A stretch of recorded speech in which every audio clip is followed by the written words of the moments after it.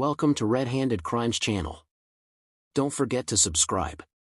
The fluorescent lights in the private airport lounge hummed quietly, casting a sterile glow over the polished floors. It was a quiet evening, the kind that made time feel suspended in an eerie stillness. Captain Elijah Carter, a distinguished pilot with over 15 years of experience, had just arrived at the executive terminal of Westport Regional Airport. He was scheduled to pilot a private flight that evening, a routine job for a man who had flown across continents, battling storms and sleepless nights in the sky. But tonight, before he could step foot in the cockpit, something unexpected happened. "Sir, this area is for flight personnel only. You'll need to wait outside," the receptionist said, barely looking up from her computer. Elijah raised an eyebrow.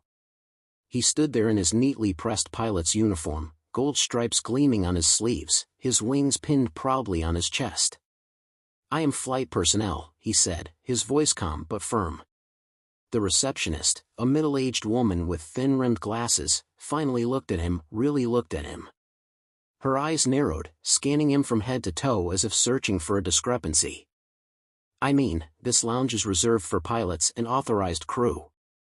Passengers are welcome in the main waiting area." Elijah felt a familiar tension creep up his spine.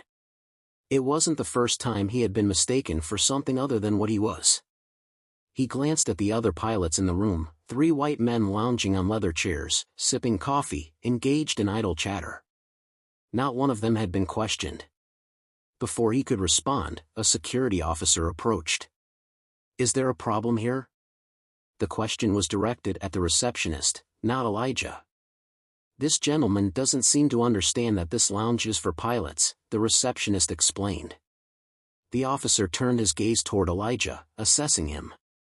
There was a flicker of hesitation before he said, "Sir, I'm going to have to ask you to step outside until we verify your credentials."